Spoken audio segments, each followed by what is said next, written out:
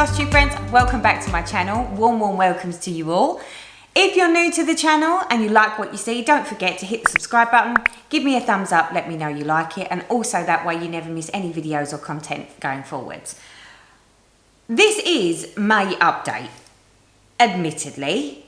Today is Wednesday the 10th of June, so it's sort of May plus a little chunk of June. Maybe that's why for me it feels like I've actually achieved something this month. Who knows? So I hope you're all doing really well and that you've had a wonderful May and all been very productive. I can honestly say that I feel like I've achieved something this month. So this update isn't quite as lame as some of the others, but only this video will tell. So let's have a look and see what I've stitched in May and a bit of June. I was gonna try and do these in order, but I've decided there's no point in me trying to do them in order because I can't remember what order I stitched them all in. So let's start with my lovely alternative reality. So this is what it will look like when it gets completed, if it ever gets completed. And where I've got images of where you last saw it, I will be putting them up now for you so you can see. So alternative reality got 5 touches this month, and I'm pleased to report we got a page finish. Happy dance for the page finish. So here we are. This is where we've got to. It was this bit over here that I was working on, and I'm pleased to report that we have another page finish on alternative reality. So I'm so pleased to have got that bit done, because that was turning into like this never-ending story that just went on and on and on around there. So yeah, love that one. It's coming along. It's slow. But when you have so many projects, it's very difficult to make sure that everything gets a touch. So they tend to go a little slower that way. So feeling rather accomplished about alternative reality, as you can imagine. What else did we stitch on? So also what got a touch, which is another one that we haven't seen for a little while, is my lovely Peacock's Lagoon. Here it is, another Heaven and Earth design, where I know some of you are going to ask me what fabrics I'm stitching on. I will actually put that in the along the bottom of the screen so that you can see. So Peacock's Lagoon. This one hasn't been out for a while, I'll be honest. And this one got 2 days worth of stitching. Not a lot, but it got something. So where you saw it last time is probably where I'm showing you now. And this is where we've got to. So if I can put that down there, like that. So this is the bit that I've basically done. I think the last time you saw it, I'd done like a little portion over here, which I think I'd done on a Stitch With Me, which reminds me, I haven't done a Stitch With Me for so long. But I don't know whether you actually like Stitch With Me's or not. So I don't know whether a Stitch With Me live or Stitch With Me, which ones do you prefer? Or don't you? Do you just like the monthly updates and you just sort of watch the videos? But yeah, so feeling rather accomplished. Was a little bit confused by why this looks so light. I'm hoping that as it goes on, it will make more sense, because it doesn't look like that on the picture. So, but I find this with the Heaven and Earth designs.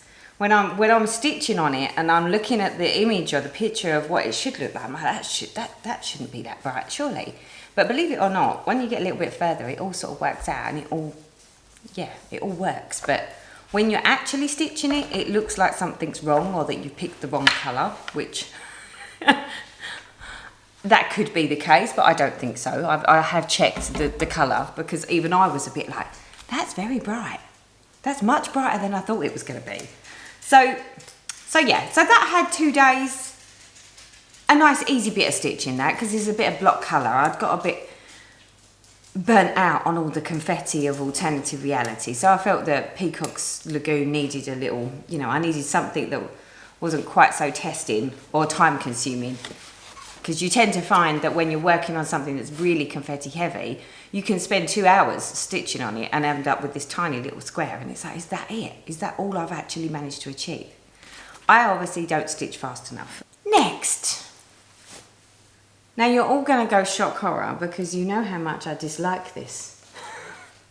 How much I fell out of love with this chart. And it is my Andromeda by Mirabilia. Because as you know, for those that have been with me for a while now, you know we don't like the face. The face needs some work. But like I said, my daughter purchased it for me for my birthday. So it's not one that I can just go, that's it, I'm giving up on it. So I've persevered, feeling quite accomplished and achieved because I've now got 2 setups. So I've got one project that's set up on one stand out here in the living room for when I actually get down to sit on a sofa and do some stitching. And I've also got another set up in my office now that's continually set up. I don't take it off, so that way, if I'm on a call and I don't need to take any notes and it's like more of a listening exercise, or I'm having lunch and I'm, you know, watching a bit of Netflix whilst I'm, you know, waiting for my lunch break to be over, then I'm actually doing a spot of stitching in my office. And I'm finding that I'm achieving a lot more doing that.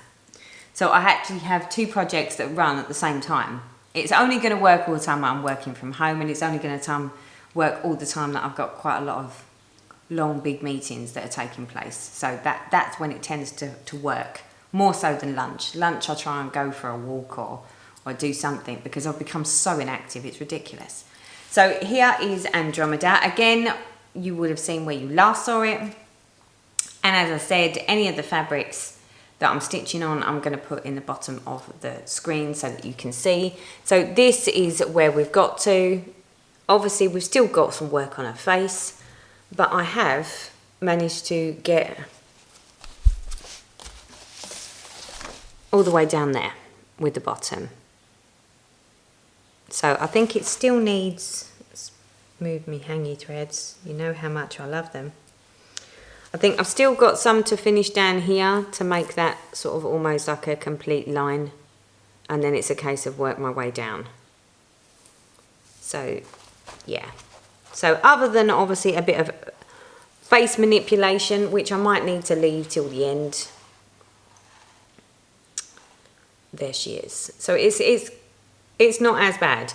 And I think because I'm doing this one, or I was doing this one in my office, I didn't actually have to look at her face because I put her on like a Q-snap thing and then put it into a frame, into a stand, and only saw that much of her. Which I actually found was, yeah, made it so I got my head around it because I wasn't continually looking at the face going, you look terrible. You're like that most unpleasant Mirabilia lady I've looked at so far. So yeah, so like I say, it's got a lot of love, that one. That one got 5 days. But when I say 5 days, that was like 5 odd half an hours here and there whilst I was on calls and whatever. So yeah, feeling quite accomplished with that one. So that is Andromeda. Next up is my Long Dog sampler. This one's only just come out, again, for a little bit of touch. So this is Castle in the Air by Long Dog Sampler. Here is a picture of what it looks like. About now you should be seeing a picture of where you last saw it. And literally this has only just come out. So it's not, and it's still on the Q-snap. I'm not going to take it all off because you've seen it before. And again, I will put in the down below what the fabric is and what I'm stitching it on. So literally, I've just done this section of the band. But again, this is one of the ones that I've put on my stand in my office so that I can just pick up a little bit of thread and stitch a few bits whilst I'm on a call or not taking notes and just listening. So yeah, loving that. So I think I'll do the border to bring me over, and then I'll fill in the next section. But with this one, it's better to actually have it on the scroll frame, because I've used treasure braids for certain sections, as you can see here. And some of it I would like to make sure that it's evenly done across the page. So I'll need to unravel this and actually look to see what I've done this side to work out what I'm going to turn into a metallic that side. But yeah, so there's a smaller bit of progress. So this one got 2 days of stitching. So that is the lovely castles in the air. The pile is getting bigger. Next up we have, she says, next up we have Life is an Open Book by Heaven and Earth Design. It's an Amy Stewart design. This is what it will look like. This is a story keep, so it won't be very big, but it is rather full of confetti because of what it is. This one got 5 days in total, but some of this is actually in June rather than all in May. So, and again, it's lovely confetti heavy, but this is where we've got to. So yeah, a bit more progress. Love the colours with this one. Colours are just, they really do pop. It's one of those very colourful ones that you just gotta love. So yeah, Life is an Open Book. That was 5 days worth of stitching. This was the one that I actually had in my living room. I do tend to find that I'm not getting as much stitching done as I used to, or as much as I'd like. I don't know. There's just so many distractions at the moment with everyone, you know, everyone coming and going all the time.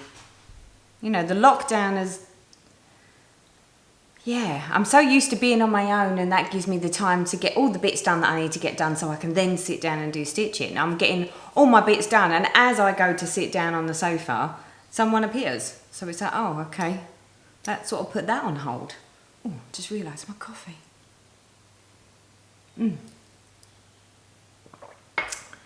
lastly, last and finally, is my Evening in the Park by Chatelaine. Haven't got the chart with me to show you the picture, but I'll put a picture here, and I'll also put a picture of where you last saw it. And this is where we've got to. Now, I got a little burnt out on the trees and the lanterns the last time, because that was where I was stitching.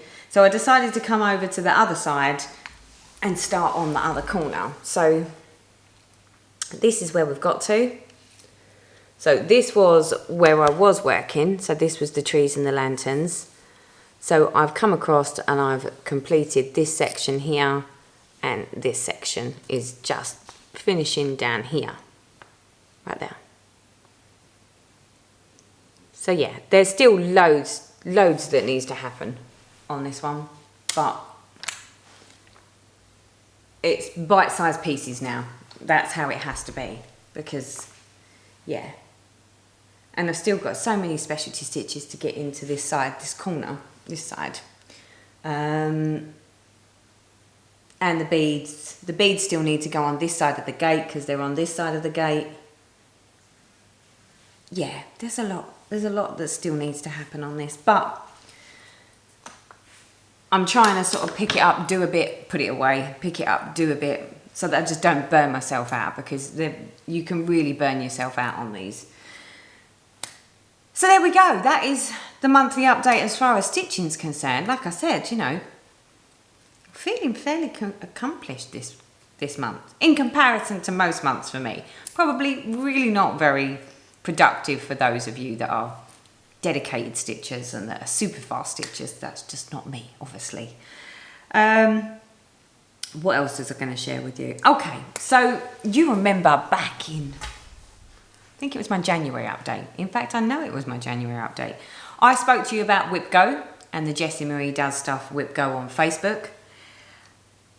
And I felt all rather accomplished because that was how I managed to sort of hold myself accountable in December into January. All was going well, and then it sort of fell off the face of the earth because it just was... I had set my whip go to be really unrealistic at the time because it was Christmas and we hadn't been working quite so much, and I had the time.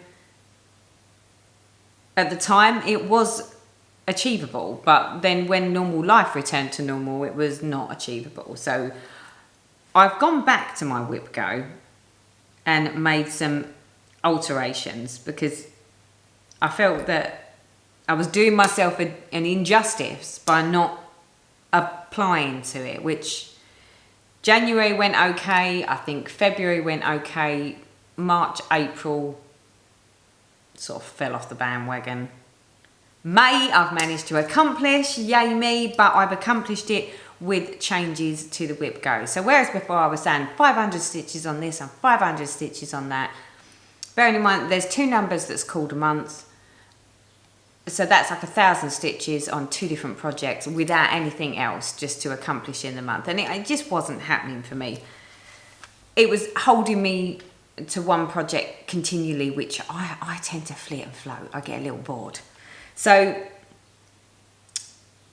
I'm pleased to say that I've managed to achieve what I needed to in May, which was 100 stitches in Life is an Open Book and 100 stitches in Peacock's Lagoon. So that was the reason that those 2 really came out. So here is my whip go. There we go. So the ones that are marked in pink are the ones that I now need to do for June. So that's my June projects that I need to complete. Just trying to remember, what did I do? I have made some changes. So I've reduced the amount that I need to stitch. For Evening in the Park, I've put a tree or a lantern rather than finish a corner because that was just really unrealistic. And instead of saying 500 stitches, everything's about 100 stitches. What else did I change? And also I've taken out, I don't know if I can insert pictures. I'll insert pictures here. There's 2 canvas works that I'd included in my whip go. I'll be completely honest, I'm not enjoying the canvas pieces as much as I thought I would. One of them is because I don't enjoy working with the metallic thread. It sort of goes all springy looking. And I think I've made a bit of a boo-boo on it, and the thought of going back and trying to fix that is just, yeah, hair-raising. The other one is the West End embroidery. I'm struggling with the chart on that one. So it's making me not want to pick it up because every time I look it up, I don't understand. It doesn't make any sense. It's not going where it should go. So yeah, yeah, see? But now it's like, what do I do with them? You know, do I just keep them to one side and see whether sort of all of a sudden I get an inspiring moment that I'm going to re-pick them up, or do I just abandon them and let them go? I don't... Yeah, so at the moment they're in timeout. I'll put the pictures here so that you can see the ones that I'm talking about, but for those of you that watch my videos, you'll know the 2 projects that I'm talking about. So yeah, I'm debating whether I should just put them in a timeout for now. Don't do anything with them just yet. Wait to see how I feel about it all in, say, 6 months' time or a year's time. And if they're still sitting there in a UFO pile for a year, 18 months, then I might just have to sort of see whether someone else wants to take them on or just dispose of them. I'm not quite sure which yet, but we will see. We will see. So that is my whip go update. So whip go I am still following as best I can. I had a couple of months where it wobbled. I've adapted it and changed it because there's nothing to say that, you know, if we join these things like whip go, you know, that what we set and what we're gonna, what, you know, how it starts to progress doesn't always have to be, you know, set in stone. So when I made it, I thought they were realistic goals, but the reality of it is actually they were only realistic for that 1 month because I wasn't that busy with work and I wasn't that busy in life in general. But then as time went on and, you know, the next month come along and I was super busy, everything was back to sort of what I call a normal thing, normal month. It became very apparent that in actual fact I don't stitch as much as I thought I did. I do a little bit of this, a little bit of that, a little bit of this, a little bit of that, but not big chunks of stuff. So therefore it was unrealistic goals. Now that I've adapted it and tweaked it and changed it, it has made it so that actually, you know, 100 stitches in that project is very realistic in a month. And twice, so the way it works is, like I say, she draws 2 numbers. So because she's drawing 2 numbers, that for me is only 200 stitches in a month on 2 separate projects. So that's much more realistic. So that was why I thought, you know what, I'm not going to abandon it and just not do it, because it does hold me accountable. It does make sure that I touch on things that maybe I wouldn't normally just grab for, because I don't really have a rotation, so to speak. I just sort of stitch what I fancy. But with that, because it's like 2 projects in a month with only 100 stitches on as part of my challenge, my personal challenge within WhipGo, it just makes you think, oh, that's only 100 stitches, I'll quickly whip that out and just do that, even if I don't really feel like stitching on that. And then when I get it out and I do stitch on it, I'm like, oh, I feel quite accomplished. So it is holding me accountable. It just needed a bit of tweaking. So yeah, so we're back to the WhipGo. God, that was a long way of explaining it to you, wasn't it? You know me, love a good ramble, love a good ramble. So that was the stitching, that's WhipGo. More about other stuff now, really, life. You know, life here really hasn't changed very much. We're still very much in the, you know, nothing's really lifted. I'm still staying pretty isolated because of my mum. The weather's not been quite as nice as it was, but that's fine because it's given me the chance to sort of get out in the garden and do bits and pieces without absolutely baking. Obviously, I explained to you about my new little stitching setup. I'm finding it works better because, you know what? I'm going to ask you this question. So I need you to tell me, how do you all stay focused with everything that's going on, you know, when we've got lots of people around us all of a sudden, when we're sort of doing the stitching, normally it's I'm left to my own devices, which then gives me the time. I get all my housework and my bits and bobs done first. Then I sit down on the sofa and get some stitching done. It just seems to me that every time I sit down to do any stitching, apart from if I'm doing a little bit of stitching in my study whilst I'm on a conference call, every time I sit down on the sofa to get a spot of stitching done, someone appears or turns up.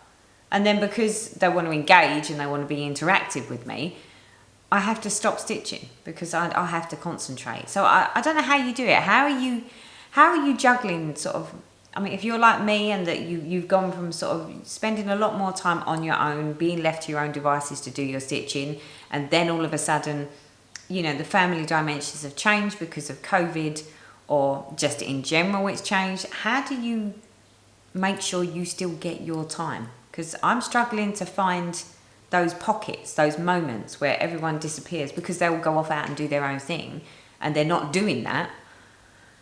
I just find that I manage to achieve everything else except my stitching, because that's the thing that basically gets stopped because that's what I do last, and before I know it everyone's back in the room. And yeah, I have no idea how to manage that because the dimensions of it make it unmanageable for me. So I'm interested to find out, how do you manage to get the same quality and an amount of stitching done when you've got everyone around you all the time? Because that makes it so that I can't stitch. You know, like my husband wants movie night. So I'm all right, put a movie on. I'll sit there doing stitching. He was like, I thought you were doing a movie night with me. I'm like, oh, okay then, move stitching. So you see my life dilemma? This is a dilemma. What else to tell you? So I haven't been dancing. Because I've not commuted into London, I've not been doing really much physical activity apart from in the garden. So I do my gardening, but I don't really consider my gardening the physical activity that I need. I tend to find that, you know, when you walk through London, you walk with purpose. So it's a very brisk walk. That has always helped with, you know, keeping active, keeping fit. When I'm in the office, I'm up and down, I'm not just static. The camera just always has to dial me. So I'm finding that when I'm, you know, now that we're in lockdown, I'm just physically not active as active as I should be. So I've been trying very hard. I've been trying to be as active as possible. So where I can, I've been going for walks. I would love to get up and go for a really, you know, strong power walk in the mornings, but it's just not happening because there's always something to do, like walk to the flowers or walk the dog. And walking the dog, although he trots along fairly fast, he's not fast enough and he wants to stop and sniff all the time. So I can't, you know, get a power on. So I have turned to yoga, absolutely loving yoga. I didn't think I would like yoga, but I am finding that it's, you know, it's a lot more challenging than people might think. It's not quite Pilates. I'd say it's more advanced to Pilates in a different way, and it's a bit tough for the, you know. But I feel like I'm gaining something from it. But it's just not. I don't feel like I'm burning the right number of calories. So I think I might have to do some other form of activity at this rate, because all the dancing that I did, you know, I was finding was burning a lot of calories. So although I wasn't going to the gym and I wasn't, you know, doing gym workouts or anything like that, the dancing sort of compensated for that. But now that the dancing isn't happening and hasn't happened now since February, yeah, let's just say I'm feeling a bit like a Teletubby. And I'm like, you know, when this lockdown lifts, I don't think I've got any clothes that are actually going to fit around my waistline. Not that I've got a button on and a zip. The finest they got some elastic. You know what I'm talking about. It's not a first world problem, and I know I'm you know, it's not like a massive issue for me, but it is when I know I've got to fit back into my clothes when all this is over, including my dancing frocks, which at the moment I wouldn't even want to try and get anywhere near me because, yeah, let's just say there's a few extra pounds that have gone on, and a few of those chocolate digestive biscuits have been the cause of that.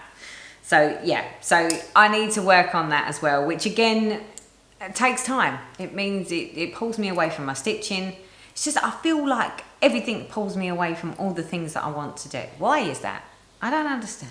But then I am working a lot. So I'm normally online by about 8 o'clock in the morning. I haven't been getting offline until about 6:30 in the evening. So yes, my hours have increased being at home. There's a lot going on with work.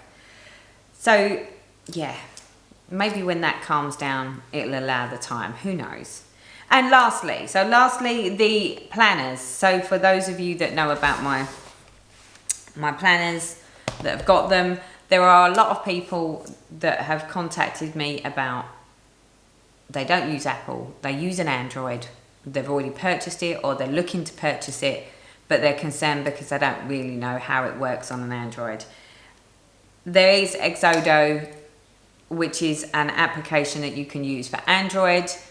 I'm still working with it because I'm an Apple user, so I have got it on my tablet, my Android tablet, and I am playing with it.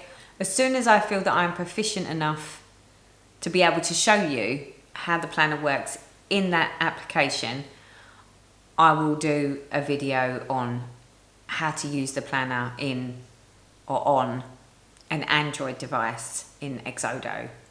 There are other applications that people use or could use. Like I say, I'm an Apple user. I like GoodNotes. That's the reason that all the demonstrations have been in GoodNotes up until now. I'm going to try and get the Exodo one done soon. So fingers crossed, you will see that in the next couple of weeks. That's the plan. Not guaranteeing that will happen. Like I say, life is super busy right now. That's it for me. Hope you're all keeping very well. Stay safe, stay happy, stay stitching. Until next time, people. Bye bye for now.